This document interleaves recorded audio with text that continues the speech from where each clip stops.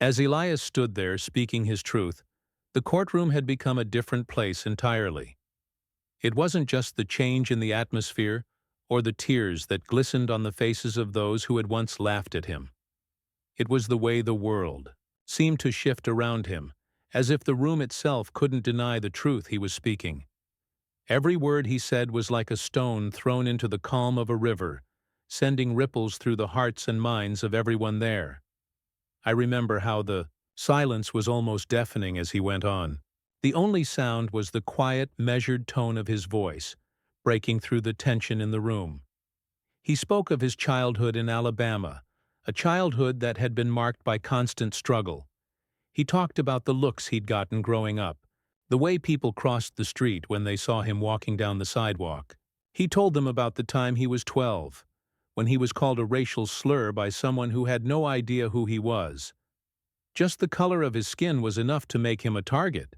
"I never understood why they hated me," Elias said, his voice soft, but steady. "All I ever wanted was to be treated like everyone else, but the world kept reminding me that I wasn't." There was a weight in his words that hung in the air. I could feel the pain, the bitterness, the exhaustion of having to fight for every inch of respect, every shred of dignity. But there was also something else, something that made me believe that Elias wasn't just telling his story for himself. He was telling it for all of us. He was telling it for every person who had ever been silenced, dismissed, or ignored because of who they were. "You know what's funny?" Elias continued, a small bitter smile tugging at the corners of his mouth. "They think they can break you.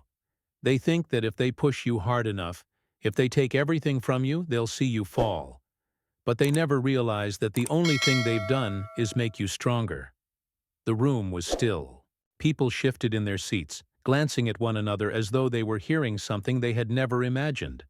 Some were clearly uncomfortable with what he was saying, as though the truth was too much to bear. Others were nodding along, almost as if they were finally waking up to something they hadn't seen before. And then Elias spoke about the court case. He told them about the injustice he had fought against, about the way the system was rigged against him from the start. He didn't sugarcoat anything. He didn't pretend like it was all just a misunderstanding. He spoke plainly about the way the law had been used to keep people like him down, to hold them back while others were allowed to walk free. "What I'm asking for isn't just justice for me," Elias said, his voice rising with a quiet intensity. "It's justice for everyone who's been treated like they don't matter. It's justice for the kids growing up today, who will have to face the same battles I faced and the same battles my parents faced before me." It was at that moment that I realized what Elias had done. He hadn't just told his story. He had made it bigger than himself. He had taken the personal pain, the injustice, the rage, and woven it into a story that was universal. He had connected his experience to every person in that room, and in doing so, he had forced them to confront their own biases, their own complicity in a system that had failed so many. And it wasn't just the people in the courtroom who were affected. Word of what happened that day spread like wildfire. People talked about it in the streets, in the shops, in their homes. They talked about Elias, his strength, his dignity, his courage to stand in front of them and speak when so many would have stayed silent. His story became a turning point, not just in the case, but in the hearts of everyone who heard it. The judge, who had been stone-faced at the beginning of the trial, was the first to break. He looked down at the papers in front of him, but it was clear that his mind wasn't on the case anymore. His eyes were soft, his expression troubled, as if Elias's words had cut through the walls he had built around himself. The attorneys, too, were no longer arguing their points with the same fervor. They were listening, really listening, and as for the people who had laughed when Elias first walked in, they were the ones who struggled the most. They were the ones who looked down at their hands, unable to meet his eyes, because they realized, too late, that their laughter hadn't been directed at a stranger. It had been directed at a man who had fought for everything he had, a man who had fought for something they had taken for granted: respect. When Elias finished speaking, the silence that followed felt different. It wasn't awkward or uncomfortable anymore. It was respectful. It was filled with the kind of stillness that comes when something truly profound has been said. I watched as Elias stood up to leave. He didn't look for applause. He didn't need validation. His victory had already been won, not in the verdict but in the change he had sparked. He had changed hearts. He had forced people to look inward, to question everything they thought they knew. And as he walked out of that courtroom, the crowd, no longer laughing, no longer mocking, stood, slowly at first, unsure of what to do. But then, one by one, they began to clap. Quietly at first, hesitant, but then louder, stronger, as if they were realizing that this man, the one they had laughed at when he walked in, was the one who had taught them what it really meant to be human. By the time the last echo of applause faded, no one in that courtroom would ever be the same again, because Elias had shown them something they would never forget. That sometimes the greatest strength comes not from fighting back with force, but from standing tall in the face of everything the world throws at you, and never letting it break you. Elias had walked into that courtroom an unknown, a man whose name was little more than a whisper to most of the people present. They didn't know him, not really. Not the way I did. Not the way the people who had witnessed his life's struggles did. He was a man burdened by a past full of injustices, a lifetime of moments where he had been overlooked, misunderstood, and at times actively oppressed. His skin had made him a target before he even had the chance to prove who he was or what he stood for. For many, his presence in that room was nothing more than a formality. He was just one more case, one more number to file away, one more person, caught in the gears of a system that often chewed up the people it was supposed to protect. But as Elias stood there telling his story, something inside him shifted.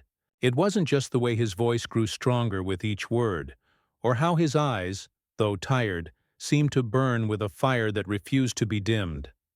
It was the way the people in that room, those who had once laughed at him, began to see him, not as a man of his past struggles, but as a man who had transcended them. They began to see that those struggles, those years of pain, were not signs of weakness. They were the raw material of his strength. Elias wasn't just telling them about the hurt he had endured. He was showing them how he had used that hurt to build something beautiful, something that could never be broken. By the end of his speech, he wasn't just a man standing in front of a judge, hoping for a fair decision. He was a symbol of resilience in the face of adversity, of the kind of strength that refuses to be destroyed, no matter how much the world pushes back. He was the embodiment of the power that comes from speaking your truth, even when that truth is heavy, even when it is painful to share. He had taken everything the world had thrown at him, everything meant to silence him, to break him, and instead of crumbling, he stood taller, his words louder, his presence undeniable. And in that room, something profound began to happen. The laughter that had once filled the air was replaced by a hush, a silence that was thick with realization. It wasn't just the people in the courtroom who had changed, it was the atmosphere itself. In that moment, there was no room for ignorance or mockery anymore. The walls, once echoing with judgment, were now filled with something else. Respect. Real, genuine respect. The kind that comes only when you see someone for who they truly are, when you hear their story and understand that it is not just their own.